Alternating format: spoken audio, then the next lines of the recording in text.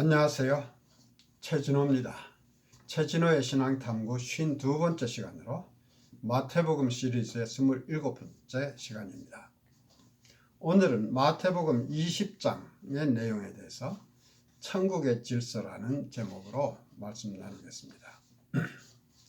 마태복음 20장에서는 예수님은 이제 십자가의 사역을 위해서 예루살렘을 향해 가시는 도중에 제자들에게 천국의 질서에 대해서 가르치십니다.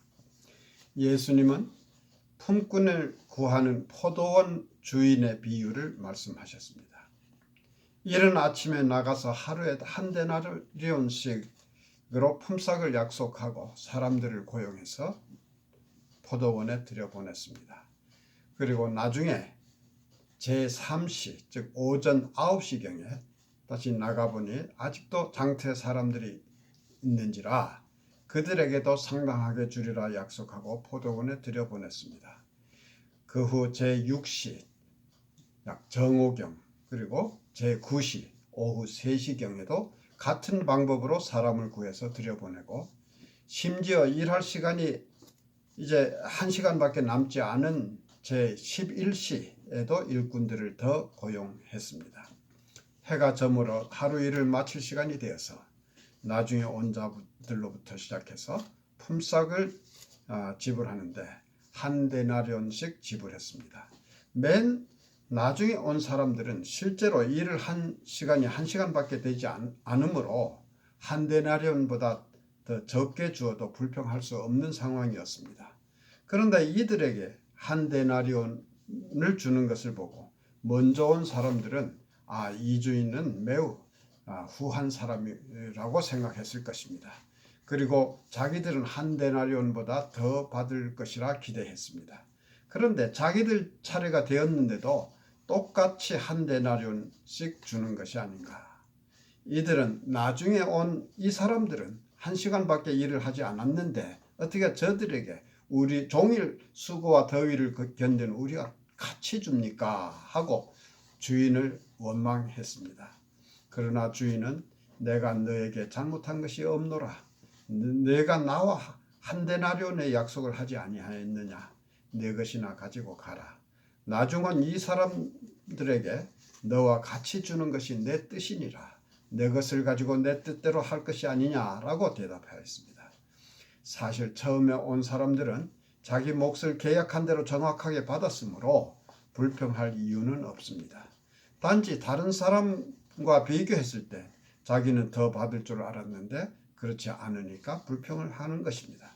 다시 말하자면 나중에 온 사람들은 일을 적게 하였으므로 품삯도 적게 받아야 하는데 자기와 똑같이 받는다는 것이 불쾌한 것입니다. 실제로 우리 주변에서는 내가 부당한 대우를 받았을가 아니라 다른 사람이 나보다 더 나은 대우를 받는 것 때문에 상대적인 박탈감을 느끼는 경우가 많습니다. 오죽하면 배가 고픈 것은 참을 수 있어도 배가 아픈 것은 못 참는다는 말까지 있겠습니까? 주인의 입장에서는 일꾼들이 일한 시간에 비례해서 나중에 온 사람들에게는 다소 적게 줄 수도 있었고 그렇게 하는 것이 우리의 생각에서는 형평에 맞는다고 생각할 수도 있었지만 주인은 그렇게 하지 않았습니다. 아마도 이 주인은 나중에 온 일꾼들은 그들이 일하기 싫어서 나중에 온 것이 아니고 그들을 써주는 사람이 없어서 거의 종일을 기다리다가 다행히 이 주인을 만나서 일하게 된 것이므로 늦게 일을 시작한 것이 그들 탓이 아니라는 점을 배려해서 이들에게 자비를 베풀었을 수도 있습니다. 아무튼 어떤 이유에서든지 그들에게 정당한 품삯 이상으로 주는 것은 주인의 마음에 딸린 것입니다. 예수님의 말씀은 천국이 바로 그와 같다는 것입니다. 누가 구원을 받는지 또는 안 받는지는 오직 하나님의 주권에 달린 문제인 것입니다. 그렇다고 해서 구원은 하나님의 주권에 속하는 문제이고 하나님은 원칙도 없는 분이시니까 나로서는 어찌할 도리가 없고 구원은 단지 운에 맡길 수밖에 없다고 생각한다면 이건 큰일입니다. 하나님이 하시는 일에 어찌 원칙이 없겠습니까? 단지 하나님의 생각과 나의 생각이 다르기 때문인 것입니다. 여기에서 우리가 얻을 수 있는 교훈은 내 방식대로가 아니라 하나님의 방식대로 생각하는 습관을 기르는 것입니다. 우리는 믿음으로 구원을 받는다고 해도 어떤 사람은 믿는 가정에서 태어나서 어릴 때부터 믿기 시작한 사람도 있고, 어떤 사람은 상당히 나이가 들어서야 복음을 접하게 되고 믿게 된 사람도 있습니다. 우리 인간의 생각으로는 오래 믿은 사람과 짧은 기간 믿은 사람 사이에는 그 보상에 차이가 있어야 한다고 생각하기 쉽습니다. 그러나 하나님은 오래 믿은 사람과 그렇지 않은 사람의 차이를 두지 않으시고, 오래 믿은 사람이나 짧은 기간 믿은 사람이나 다 귀하게 보시는 것입니다. 이어서 예수님은 이와 같이 나중된 자로서 먼저 되고 먼저 된 자로서 나중되리라고 앞에 19장 30절에서 하신 말씀과 같은 말씀을 다시 하셨습니다. 오래 믿은 사람이라고 해서 이제 새롭게 믿기 시작한 사람을 경시해서도 안 될 것이고, 주위에 어떤 사람을 깔봐서 저 사람은 천국에 가지 못할 거야 하고 무시해서도 안 될 것입니다. 남에 대해서 함부로 판단하는 것은 자칫 스스로 자신을 의롭다 하는 바리새인들과 같은 자기의에 빠지기 쉽습니다. 나의 구원은 오직 나의 믿음을 보시는 하나님의 은혜이고, 나의 믿음은 오직 나와 하나님과의 내밀한 관계인 것입니다. 누구와도 비교할 일이 아닙니다. 사람들은 흔히 불필요하게 자신을 남과 비교해서 괜한 자격지심에 빠지기도 하고 남을 시기하기도 합니다. 이것은 자신과 하나님의 관계가 온전하지 못한 데서 기인하는 것입니다.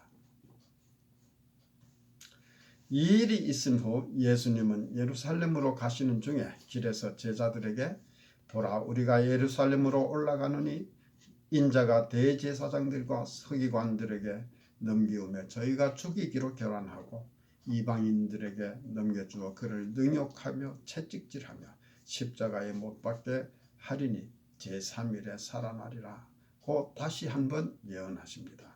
예수님은 이전에도 이미 몇 번 예언하신 일이 있습니다. 예수님은 이와 같이 여러 번 이것을 말씀하심으로써 제자들을 준비시키려는 의도였을 것으로 짐작할 수 있습니다. 이번에는 과거보다 좀 더 구체적으로 말씀하셨습니다. 그러나 이에 대해 제자들이 어떤 반응을 보였는지에 대해서는 기록하지 않고 있습니다. 예수님이 이토록 여러 차례 말씀하셨지만 제자들은 아직도 주님이 정말 그런 일을 당하시게 될 것이라고는 믿을 수 없었을 것입니다. 세베대의 아들이라고 하면 요한과 야고보를 말합니다.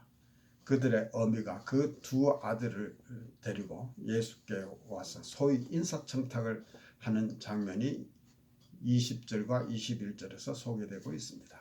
앞에 마태복음 19장 28절에서 예수님께서 세상이 새롭게 되어 인자가 자기 영광의 보좌에 앉을 때에 나를 쫓는 너희도 12 보좌에 앉아 이스라엘 12지파를 심판하리라고 하셨는데, 그 말씀을 듣고도 세베대의 아내뿐 아니라 다른 제자들도 그 말씀의 뜻을 제대로 이해하지 못하고 지상에서 정치적인 혁명을 통해서 이스라엘의 독립을 쟁취하는 것으로 생각했을 것입니다. 그때에 예수님은 왕이 되고 12제자들은 왕의 최측근으로 보좌에 앉을 것이라는 말씀으로 이해했을 것입니다. 약삭빠른 세베대의 아내는 예수님께 다른 제자들보다 자기의 아들들을 더 중용해서 하나는 예수님 왼편에 하나는 우편에 앉게 해달라고 청탁을 한 것입니다. 예수님은 너희 구하는 것을 너희가 알지 못하는도다. 나의 마시는 잔을 너희가 마실 수 있느냐고 반문하셨고, 이에 그들은 할 수 있나이다 라고 대답하였습니다. 예수님은 너희가 과연 내 잔을 마시려니와 내 좌우편에 앉는 것은 나의 줄 것이 아니라 내 아버지께서 누구를 위하여 예비하셨든지 그들이 얻을 것이니라고 말씀하셨습니다. 나의 마시려는 잔을 너희가 마실 수 있느냐는 예수님의 질문은 장차 예수님께서 당하실 고초, 즉 온갖 고문을 당하시고 십자가의 죽음을 당하실 것을 의미하시는 것인데, 야고보와 요한은 그것을 이해하지도 못한 채 할 수 있다고 대답한 것입니다. 그리고 너희가 과연 내 잔을 마시려니와 즉 내 잔을 마실 것이다 라고 예수님께서 말씀하셨는데, 이 말씀은 예수님의 사역 후에 실제로 제자들에게 닥칠 핍박에 대해서 예고하신 것이지만, 이때도 제자들은 전혀 무슨 뜻인지 이해하지 못하였을 것입니다. 야고보는 실제로 초기 교회 시대에 헤롯 아그리파 1세에 의해서 죽임을 당했고, 이것은 사도행전 12장 1절과 2절에 기록되어 있습니다. 또 요한도 1세기 말엽에 순교한 것으로 알려지고 있습니다. 그러나 예수님은 내 좌우편에 앉는 것은 내가 주는 것이 아니라 성부 하나님께서 하시는 일이라고 말씀하셨습니다. 세베대의 아들들의 이러한 청탁 사실을 알게 된 다른 10사람의 제자들이 분이 여겼다고 합니다. 이에 예수님은 제자들을 불러 섬김의 원리를 다시 일깨워 주셨습니다. 이방인의 집권자들은 사람들 위에 군림하며 다스리고 권세를 부리지만 예수님의 제자들은 그렇지 않다. 주님의 나라에서는 다스리는 자가 아니라 오히려 섬기는 자가 큰 자이다. 예수님 자신도 섬김을 받으러 오신 것이 아니라 도리어 섬기려 오셨다고 말씀하셨습니다. 그리고 자기 목숨을 많은 사람의 대속물로 주려 함이니라고 예수님이 이 땅에 오신 궁극적인 목적을 말씀하셨습니다. 지금까지 예수님은 제자들에게 자신이 죽으시리라는 사실을 몇 차례 말씀하셨지만 죽으심의 이유에 대해서는 말씀하시지 않았습니다. 그러나 이제는 그의 죽으심은 많은 사람을 위한 대속물로 제공하기 위한 것이라고 말씀하심으로써 그리스도의 죽으심의 의미를 분명히 밝히셨습니다. 오직 그리스도의 죽음만이 죄를 온전히 사하실 수 있으므로 그것이 수많은 죽음을 대신하게 되는 것입니다. 예수님이야말로 완전한 희생 제물이었고 그분의 대속적인 죽으심으로 우리의 죄값을 치르셨기 때문에 우리는 별도의 희생제사 없이 하나님 앞에 나아갈 수 있게 된 것입니다. 예수님은 예루살렘에 도착하시기 전 여리고성 부근에서 소경 2사람을 고치셨습니다. 마태는 2사람으로 기록하고 있지만 다른 공관복음 즉 마가복음 10장 46절에서 52절까지였습니다. 그리고 누가복음 18장 35절에서부터 43절까지에서는 한 사람으로 언급하고 있습니다. 마가는 소경의 이름을 디메오의 아들 바디메오라고 밝히고 있습니다. 소경들은 길가에 앉았다가 예수님이 지나가신다는 말을 듣고 크게 소리질러 도움을 요청하였습니다. 그들은 예수님을 다윗의 자손이라고 불렀습니다. 앞에서 다른 소경들도 예수님을 다윗의 자손이라고 부른 적이 있습니다. 이 호칭은 구약 즉 예레미야서 23장 5절과 6절에서 예언된 오실 그분 즉 다윗의 계보에서 나실 메시아를 의미하는 것입니다. 무리가 이들을 잠잠하라고 꾸짖었으나 더욱 소리 질러 가로되 주여 우리를 불쌍히 여기소서 다윗의 자손이여 하매 예수님은 이들을 민망히 여기셔서 다윗의 자손 즉 메시아의 권세로 그들을 고쳐주셨고 그들은 예수님을 쫓았습니다. 감사합니다.